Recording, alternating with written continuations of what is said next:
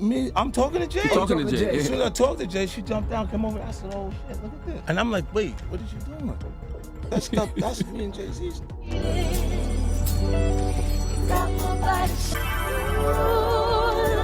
Blue Ivy is not Jay Z's child.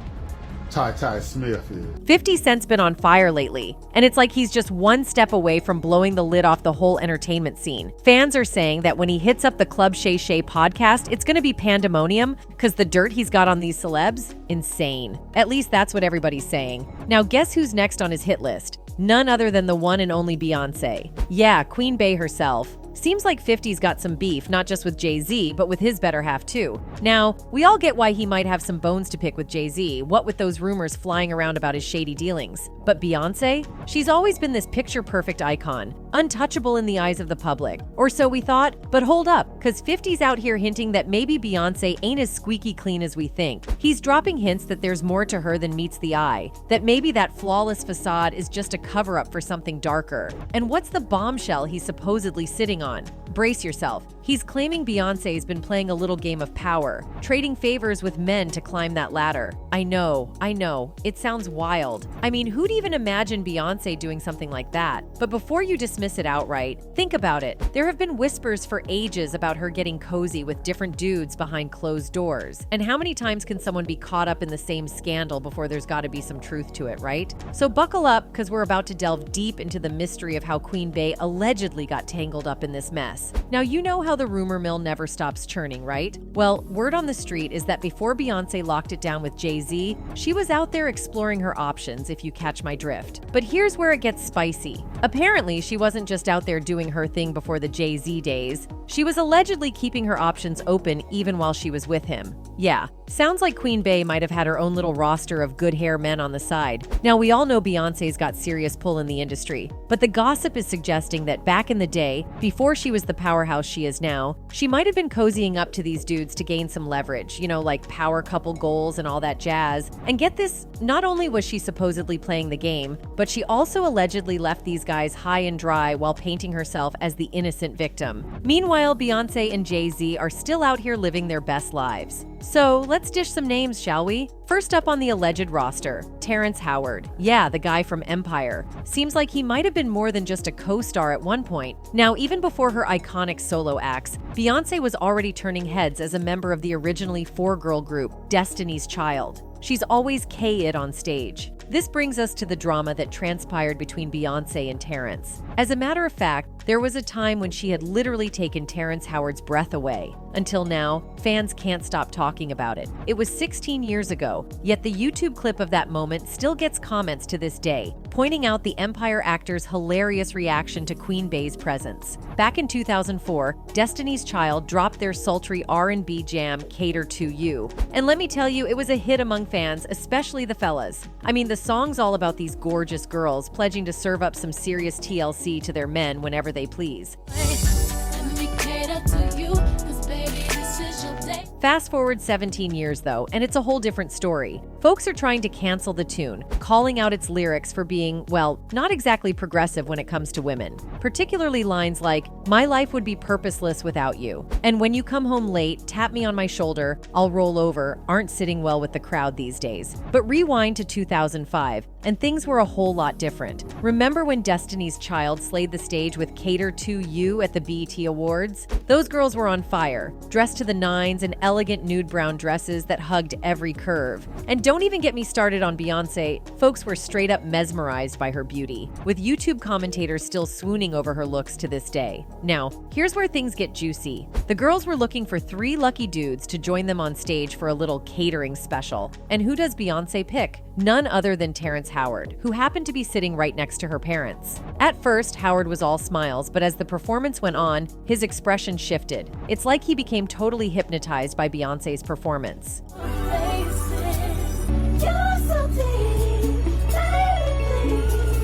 Things reportedly got steamy after that. with rumors flying left and right about them being an item. But then, just as quickly as it started, it supposedly fizzled out because Howard's career started to take a nosedive. Coincidence? Some folks don't think so. Back in the early 2000s, he was on the brink of being the next big leading man. I mean, his Oscar-winning performance in Crash had everyone thinking he was about to take over Hollywood. Now, zoom in on 2008. Terrence steps into the Marvel Universe with Iron Man as Rhodey, and he's raking in that sweet cash, holding down a side gig while being the highest-paid actor in the movie. But wait, fast forward to 2010, and bam, Don Cheadle swoops in as Rhodey in the Iron Man sequel. The plot thickens. Rumor has it Terrence got hit with a massive pay cut offer, like slashing it by 50% to 80% for Iron Man 2. But here's where things get interesting. Did he turn down the offer himself, or was there some behind-the-scenes drama? That, my friend, remains a mystery. Entertainment Weekly spilled some piping hot tea back in the day, suggesting Terrence might have had a bit of a temper issue, being a handful on set. Yeah,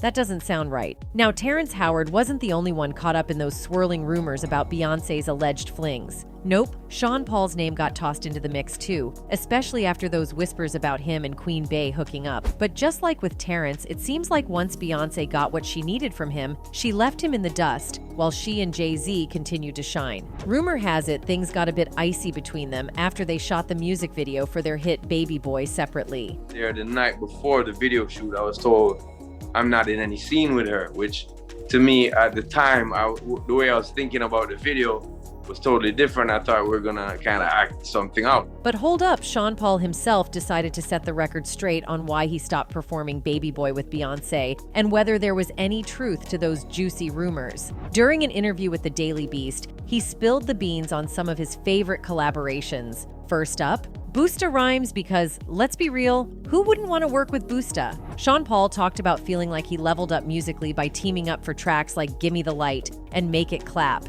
Then there's Rihanna, who he bonded with over their shared love for Jamaica during a tour. But when the topic of Beyoncé came up, Sean kept it real. He admitted they didn't exactly hang out, but he had mad respect for her music and, let's face it, her stunning looks. So when Queen Bey reached out for a collab, Sean was all in. He thought they were going to drop an R&B vibe, but it ended up being a dancehall banger. Despite the track's massive success, Sean Paul revealed he only got to perform it with Beyoncé 3 times, and that kind of bummed him out. So while chatting about the whole performance dynamic, Sean Paul dropped some real talk. He mentioned how some of his longtime crew suddenly became fans after just 3 performances with Beyoncé, which kind of blew his mind. He recalled one of those gigs being at Reggae Sunfest during the 2003 Rock the Mic tour. Now, Queen Bey wasn't on the tour every day, but she'd pop in on certain dates to do her thing, usually belting out Crazy in Love with Jay Z. But here's where things take a weird turn. The second time Sean and Beyoncé were set to perform together, things got funky real quick. Sean was in LA doing his thing when he got word they were gonna link up for Baby Boy. So he rushes over, the crowd goes wild, but then something feels off. Despite him giving it his all, he couldn't feel the energy from the crowd, and that's when it hit him. Someone had messed with his mic. Backstage, his own crew was fuming, telling him they couldn't hear a word he was saying out there. Basically, his mic got straight up sabotaged. Now, the first time it happened, Sean brushed it off as a glitch, but when it happened again, yeah, he knew something fishy was going on. Sean had another performance lined up with Beyoncé, this time in Scotland for an MTV event. They did the whole rehearsal thing. Everything seemed smooth sailing. The plan was for Sean to pop up from under the stage, join Beyoncé at this big center stage surrounded by fire. Sounds pretty epic, right? Well, here's where things went left. When it was Sean's turn to spit his verse, the track went all wonky, looping the same part over and over. Sean's there like, what's the deal here? And that was the moment it clicked for him. Someone was trying to mess with his shine. Now, here's where it gets juicy. Apparently, after this debacle, Beyoncé decided to confront Sean about those pesky dating rumors because it was starting to mess with her rep. Remember the victim card we talked about? Exactly. But Sean's like, hold up, I knew Jay before you, and we were cool, so maybe me and him should chat first. But Beyoncé's team wasn't having it. They made it crystal clear they weren't going to be working with Sean anymore. Then there's the VMAs debacle. Beyoncé tells Sean they're going to rehearse for their performance. But then the day before the big show, Sean overhears someone else rehearsing Baby Boy, and surprise, surprise, when they check with the label, they're hit with the news Beyoncé's flying solo for the performance. For Sean, it was not only awkward but downright humiliating, especially having to sit through the show with his wife and other celebs asking why he wasn't up there. And when Sean finally clocked that there was some serious sabotage going on, he decided to cut his losses and bounce. Also, back when Destiny's Child was making waves, they bumped into NSYNC quite a bit at those swanky entertainment events. And word on the street was that Beyoncé and Justin Timberlake might have shared a steamy moment or two at one of those star-studded soirees. But hold up, because there's more. Remember the 2000 MTV VMA Awards? Beyoncé and Sisqó showed up twinning in matching outfits, sparking rumors about their super close bond. They were practically inseparable, fueling speculation about just how tight they really were. And then there's Marques Houston. They go way back, like back to their teenage days before the fame train took off. Rumor had it they might have been more than just buddies, especially since Marques saw Beyoncé's star quality early on and wanted to team up with her. But according to him, they were strictly friends. Guess we'll never really know for sure. Oh, and let's not forget Pharrell Williams. Seems like they were pretty smitten with each other for a while there. Looks like Queen Bey had her fair share of love interests. But here's where it gets interesting. Some folks are saying maybe Beyoncé wasn't calling all the shots in these relationships. Maybe Jay Z's influence played a bigger role than we realize. I mean, they go way back, right? Maybe his control over her from a young age pushed her to explore with other guys. And there's also talk about him controlling her. Could he be the real culprit behind all this drama? Let's rewind to the year 2000. Not much deets about how they first met, but Beyoncé spilled the beans that it happened when she was just 18. Picture this. They're sitting next to each other on a plane, both at the 2000 MTV Spring Break Music Festival. Jay Z even dropped a reference to that moment in one of his songs. In the song, Everything Is Love, he sings, "We played it cool at the pool of the Cancun VMA. Confidence you exude make the fools stay away. Fate had me sitting next to you on the plane and I knew straight away." So maybe it was a bit of love at first sight, but hold up. They didn't spill the relationship tea until 4 years later at the MTV Video Music Awards. Maybe they waited those 4 years to let Beyoncé age a bit before making it public. Because some folks side-eye the fact that Jay Z got involved with her when she was 18, and he's a solid 12 years older. While their 12-year age gap might not be such a big deal for many couples, but the fact that they first met when she was a fresh 18-year-old and he was 30 puts a pretty hefty, weird stamp on their relationship. Age stuff aside, some folks have been pointing out the power dynamics right from the get-go. Beyoncé was already a big deal, but Jay Z was this industry heavyweight with way more power and influence. This mix of age and power has got people questioning how consensual and ethical their relationship was at the start. Alright, fast forward a bit. After 4 years of public dating in 2008, bam, secret wedding ceremony. We didn't even know they were engaged, let alone tying the knot.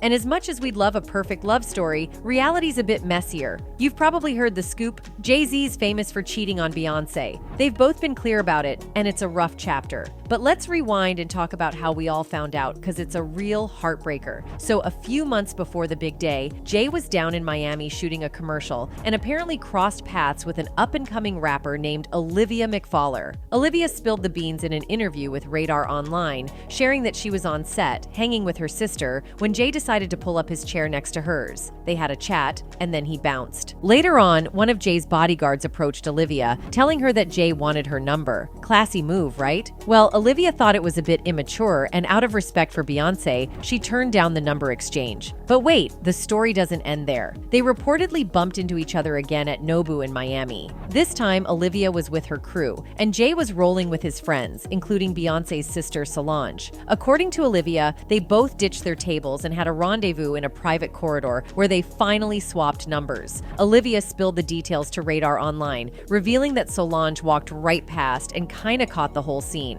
She said, "I told you the day that Jay Z and I exchanged numbers at Nobu in Miami. Solange came walking up out of nowhere. I thought I was about to get my butt beat, so I backed off quickly. She has been guarding her sister's property since day one. Beyoncé doesn't even have to say anything. Solange is a beast. Solange was ready to beat my butt when she got off that elevator and saw Jay and I talking. Jay saw Solange, and then he rushed and sent me to his bodyguard to exchange numbers with him. His name was Norman. He gave me a phone number, and I guess that was Jay Z's extra phone for girls to call. Norman has since passed. I can't believe I dodged a butt whooping from Solange that day. She was a big reason why I left him alone. She gave me a look of death. Very scary. Well, we all need a Solange in our lives, right? I mean, who wouldn't want someone who's got their back like that? Because let's be real, not everyone's got your best interest at heart. Now, it seems like Beyoncé had something to say about it all. In one of her tracks titled Resentment, she threw some vibes about the situation, singing, "I know she was attractive, but I was here first. Been riding with you for 6 years. Why did I deserve to be treated this way by you? I know you're probably thinking, what's up with B? I used to be so strong, but now you took my soul." But guess what? Nothing major came out of the whole mess, and Olivia tried to make the most of the scandal by dropping a song called Sorry, Mrs. Carter. She wrote, "Your man, he likes model chicks. He likes all naturally flawless model chicks like me." As for her rap career, well, it didn't exactly take off, and Olivia faded into the background. Then in 2012, Blue Ivy comes into the scene, and 2 years later, it's trouble in paradise after that infamous elevator showdown between Solange and Jay Z. Lots of folks thought the whole drama hinted at Jay possibly stepping out on Beyoncé. In the footage, you see Solange going off on the rapper, hitting and kicking him while what looks like a security guy tries to keep her in check. And at one time, Beyoncé steps in to play referee between her husband and sister. Things got so heated that when they hopped in the elevator, it went from 0 to 100 real quick. It's a pretty intense moment. 10 days after the incident, the trio released a joint statement addressing the drama, saying, "As a result of the public release of the elevator security footage from Monday, May 5th, there has been a great deal of speculation about what triggered the unfortunate incident. But the most important thing is that our family has worked through it," they said in a statement to the Associated Press. Jay and Solange each assume their share of responsibility for what has occurred. They both acknowledge their role in this private matter that has played out in the public. They both have apologized to each other, and we have moved forward as a united family.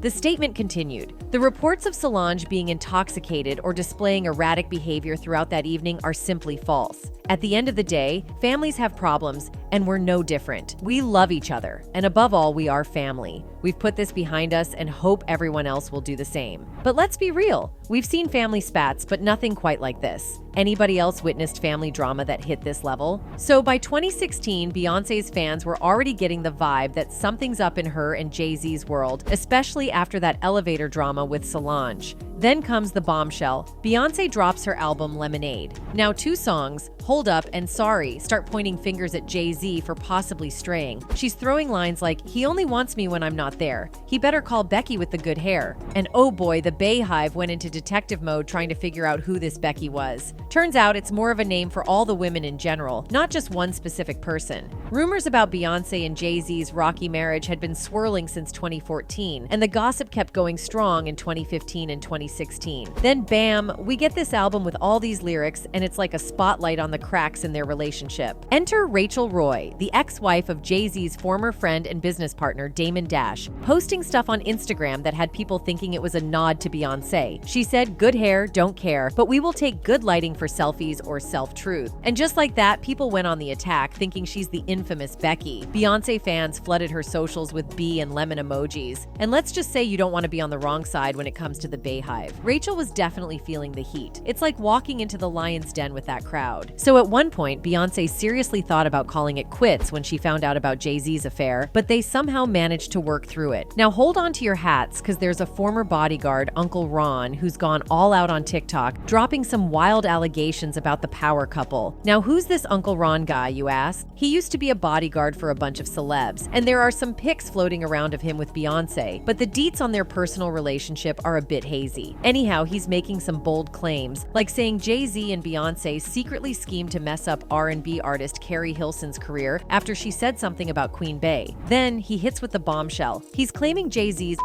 and controlling Beyoncé for years, saying their relationship is more business than romance. Man, yeah, Beyonce's on. She been on them for a long time, and you keep her that way. Now, he didn't really come with the receipts, just a bunch of words. However, if it was just him spinning this tale about Beyoncé being on, you might brush it off. But guess what? He's not flying solo on this one. Cultural commentator Jaguar Wright jumped into the mix, straight up calling Jay Z who's got Beyoncé drugged up to Now, I gotta say, some fans have got some PTSD from the whole Britney situation, where celebrities end up with everyone and their cousin controlling their lives. And to add a twist to the plot, there's this viral clip of Beyoncé looking kinda dead-eyed and swaying at a basketball game with Jay Z. People were throwing around ideas that she might be on something or just super exhausted. The swaying wasn't exactly a good look. Maybe it's some kind of nose.